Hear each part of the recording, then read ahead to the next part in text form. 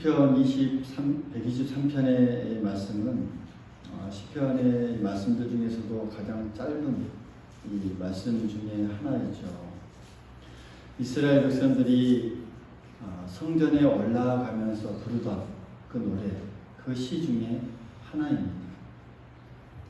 그런데 이 시편을 누가 또 언제 기록했는지 자세히 나오지 않아서 알 수는 없습니다.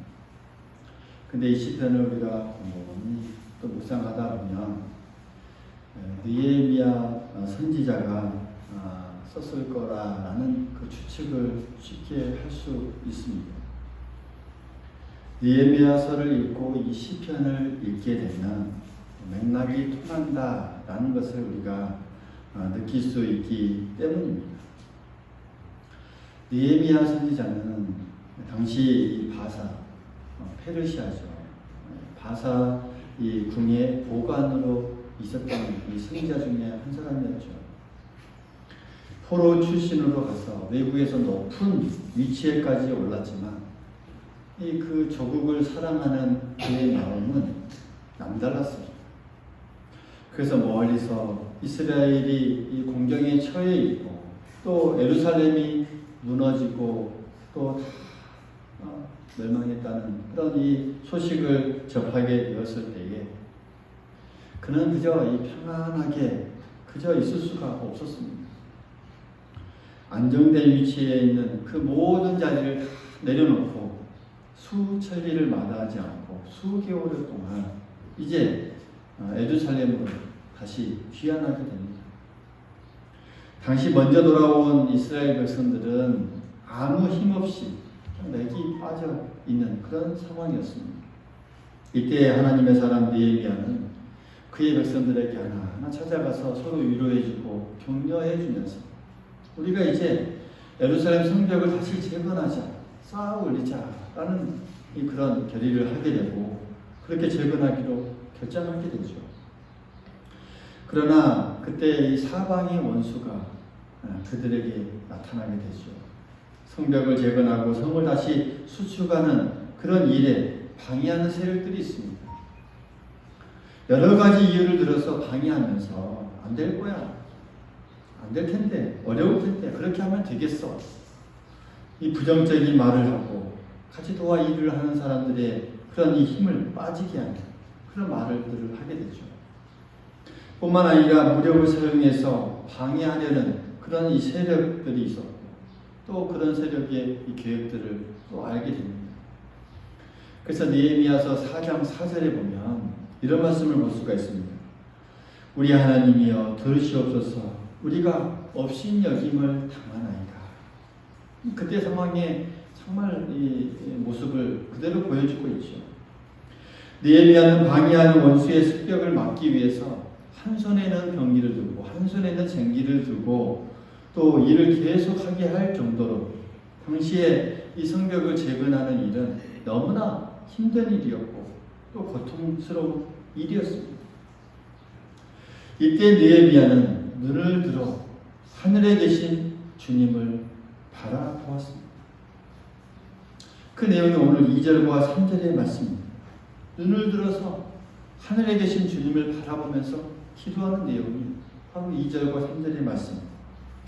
상전의 손을 바라보는 종들의 눈같이 여인들의 손을 바라보는 여종의 눈같이 우리의 눈이 여호와의 우리 하나님을 바라보며 우리에게 은혜 베풀어 주시기를 기다리나이다.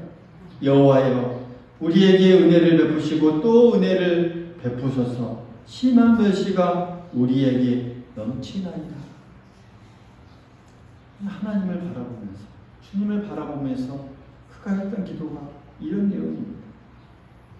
어려움과 그 절망 앞에서 눈을 들어서 바라보면서 이렇게 하나님께 소원했습니다.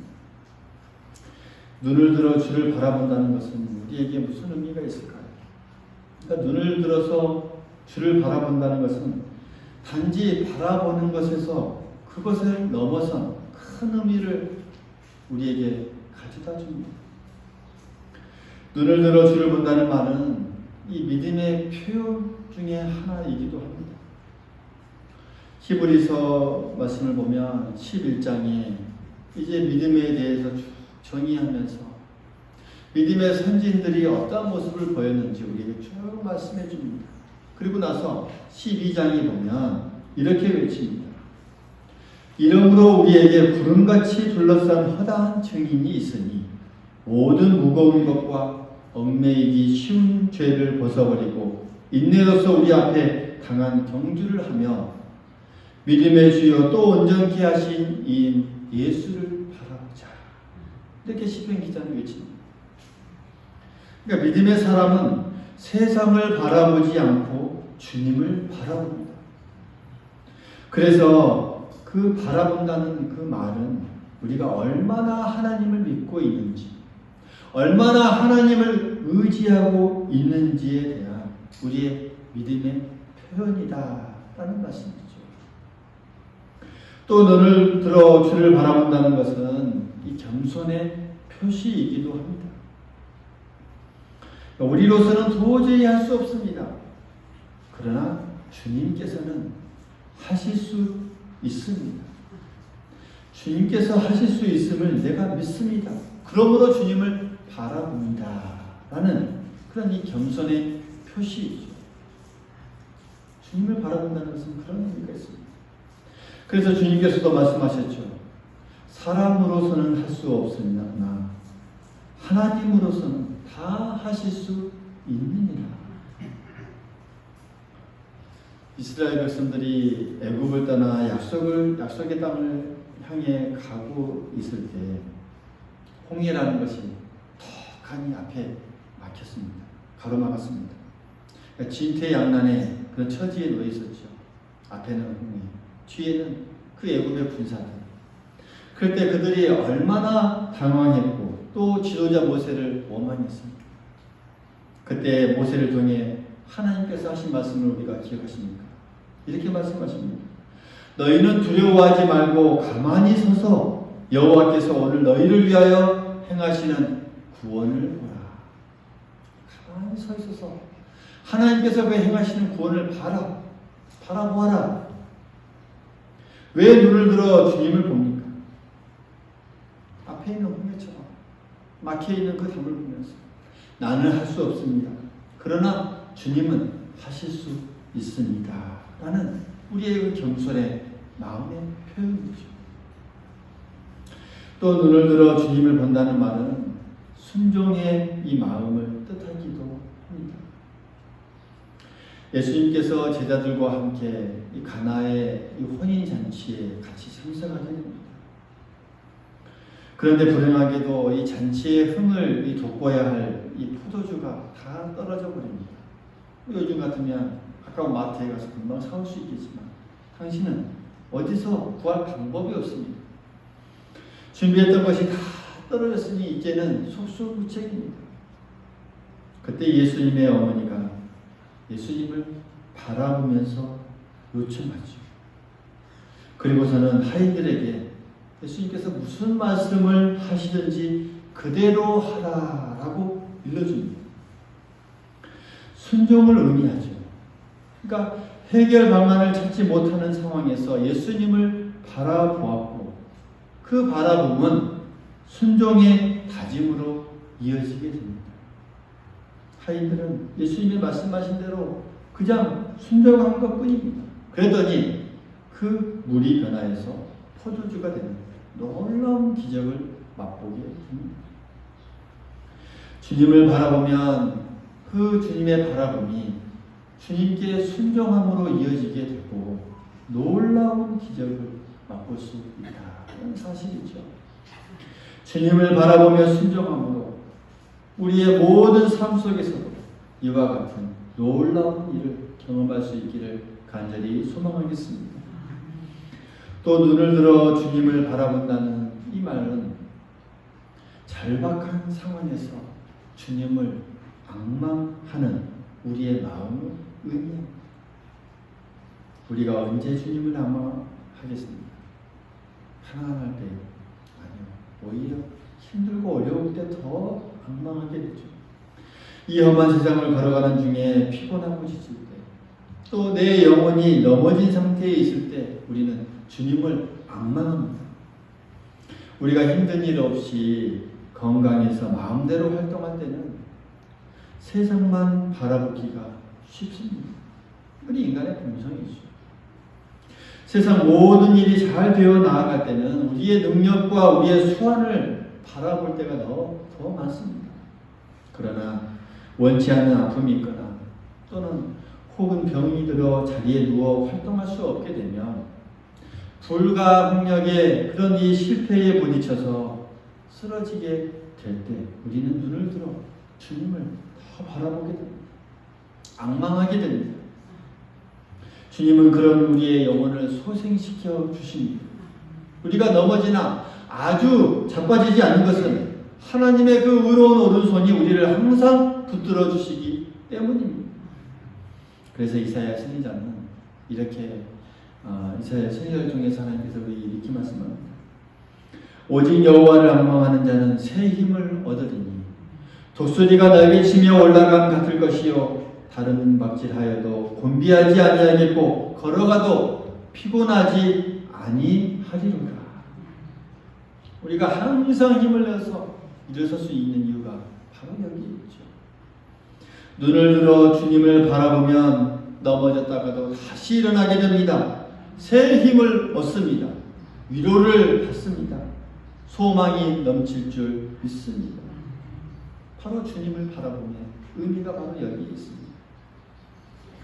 눈을 들어 주님을 바라본다는 말은 또다시 기도한다라는 기도의 삶을 의미하기도 합니다.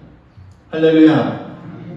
우리가 말로만 입으로만 기도하는 것이 아닙니다. 때로는 어떤 때는 우리의 눈으로도 기도합니다. 주님을 바라보는 그 눈은 간절한 소원을 표현하는 눈입니다. 간절히 사모하는 그 눈이 곧 기도인 것입니다. 우리의 바라보는 그 눈이 곧 기도인 것이죠. 느헤미야는 많은 어려움을 겪으면서도 예루살렘 성을 다시 쌓으면서 그의 눈은 항상 주님을 바라보았습니다. 항상 주님을 향하였습니다. 이것이 그의 이 믿음의 기도였던 것이죠.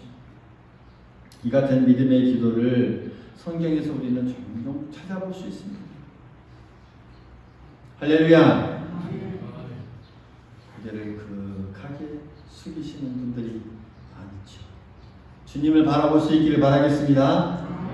땅을 바라보지 말고 어디를 바라봐야 돼요? 주님을 바라보십시오. 십자가를 바라보십시오. 이곳을 바라보십시오. 이 같은 기도를 성경에서 많이 기도를 하는 모습을 볼 수가 있죠. 우리가 잘 아는 히스기야가 있습니다. 히스기야 왕은 이스라엘의 여러 왕 중에서도 하나님을 잘 섬기며 그 백성들을 잘 이끌었던 선한 왕 중에 한 사람이죠. 종종 위기에 직면하기도 했는데 그 중에서도 제일 위험했을 때가 바로 아수르 왕 사네립이 쳐들어왔을 때입니다. 그러니까 유다라고 하는 나라, 그 나라의 북쪽에 이 북방에 이 가장 당시에 이 대국으로 강성하며 커 나아갔던 나라 중에 하나가 아수르 왕이었는데 그 아수르 왕 사네립이 이제는 그의 말머리를 남쪽으로 향합니다. 강국인 이 아수르가 큰 군대를 이끌고 침범해 왔을 때 그 유대 나라의 운명은 문자 그대로 풍전등화와 같았습니다. 언제 꺼질지 몰랐습니다. 아수르 왕 사네립은 항복하라는 이 내용의 서신을 이 히스기야에게 보내죠. 하나님을 멸시하면서. 그 내용은 대충 보면 이렇습니다. 너희들이 여호와 하나님을 믿는다고 하지만 너희가 믿는 하나님이 나의 권세에서 너희 나라를 구할 수 있겠느냐? 다른 모든 나라의 신들도 그 나라들을 다 구원할 수 없어서 다 망했는데 하물며 너희가 믿는 신이 너희 나라를 구원할 수 있겠느냐? 라고 조롱하면서 이 하나님을 모욕하면서 이 히스기야에게 이 서신을 보냅니다. 항복하라는 서신이죠. 그 글을 받은 히스기야 왕은 정말 기가 막혔습니다. 그리고 울면서 그 글을 가지고 하나님 앞에 쭉 펴놓고 전능하신 하나님의 얼굴을 바라보면서 간절하게 그 위기를 모면해 달라고 하나님 앞에 기도합니다. 그때 역사상 가장 큰 기적이 일어납니다. 18만 5천 명이라고 하는 아수리의 큰 대군들이 하루아침에 다 송장이 되어버립니다. 다 시체가 되어버립니다. 차고 일어났더니 큰 그 기적이 일어났습니다. 할렐루야. 뿐만 아닙니다. 히스기야 왕이 중병에 걸려 위기를 맞았습니다. 아무리 약을 써도 백약이 무효했습니다. 이제 죽을 수밖에 없었습니다. 선지자 이사야도 죽을 것이라 생각하면서 이제 모든 일을 잘 정리하고 유언이 있으면 말하라 라고 말했을 정도입니다. 사람이 보기에는 아무 소망이 없었습니다. 그때 히스기야 왕이 어떻게 했습니까? 성경에 보면 얼굴을 하나님께로 향하여 간절히 기도했습니다. 향하여 간절히 하나님을 바라보았습니다. 믿음의 기도는 역사하는 힘이 있습니다. 할렐루야. 사람이 보기에는 전혀 아무 소망이 없었던 그 병 가운데 치료를 받게 됩니다. 그리고 15년 동안이나 더 하나님께서 생명을 연장해 주시고 또 하나님의 일을 그 모든 일들을 잘 감당하고 살아야겠다는 그 모습을 우리가 성경에서 확인할 수 있습니다. 우리가 인생길을 걸어가다가 어떤 때는 앞이 꽉 막혀서 그 막다른 어떤 골목길에 우리가 마주할 때가 있습니다. 아무리 보아도 돌파구를 찾을 수 없습니다. 앞이 캄캄해서 보이지 않을 때가 있습니다. 이런 때 우리는 어떻게 해야 합니까? 눈을 들어 위를 바라보아야 합니다. 할렐루야. 앞이 보이지 않을 때는 위를 바라보아야 합니다. 신약 성경의 제일 마지막 쓰여진 책이 요한계시록이죠. 요한계시록이 어떻게 쓰여졌는지 아신가요? 예수님의 제자 사도 요한은 연로할 때까지, 나이가 많이 들 때까지 에베소 교회에서 사역했습니다. 그곳에서의 이 모든 사명들을 감당하다가 교회에 대한 이 큰 핍박이 그때에 일어났고 이제 결국 에베소를 떠나 섬에 유배를 가게 되었습니다. 그 갔던 곳이 바로 반모섬이라고 하는 곳인데 이곳은 아주 험악하고 나무도 없고 정말 돌만 있는 그런 이 섬이었습니다. 전설에 의하면 조그만한 동굴에서 이 요한이 지냈다라고 합니다. 그런데 그렇게 어려움을 겪으면서도 사도 요한의 그 믿음은 더 굳건해졌습니다. 더 주님만 바라보고자 힘썼습니다. 죽음이 다가오는 그 사망의 음침한 골짜기와 같은 곳에서도 영광스러운 주님의 얼굴을 보게 됩니다. 사도 요한은 신령한 눈으로 하나님의 보좌를 보았고 이미 구원받은 수많은 성도들의 모습을 보게 됩니다. 그 어둠 속에서도 할렐루야, 할렐루야 주님을 찬송했습니다. 그는 하늘만 본 것이 아닙니다. 장차 오고 오는 인류의 역사도 보게 됩니다. 마지막 날에 임할 하나님의 그 심판과 그 가운데 구원받을 그 성도들의 모습을 다 보게 됩니다. 그 모습들을 보면서 이제 글로 하나하나 적어 놓으면서 증거로 남길 수 있었습니다. 그리고 새 하늘과 새 땅을 바라봅니다. 새 예루살렘을 바라봅니다. 모든 것이 너무나 놀랍고 황홀했습니다. 그 아름다움이 너무나 웅장한 나머지 이 땅에 어떤 표현할 말을 단어가 없었습니다. 그래서 세상에 있는 그 보석들로 그것들을 다 표현해 놓았죠. 그럴 정도로 너무나 아름다운 그런 광경들을 그 사도 요한은 보게 됩니다.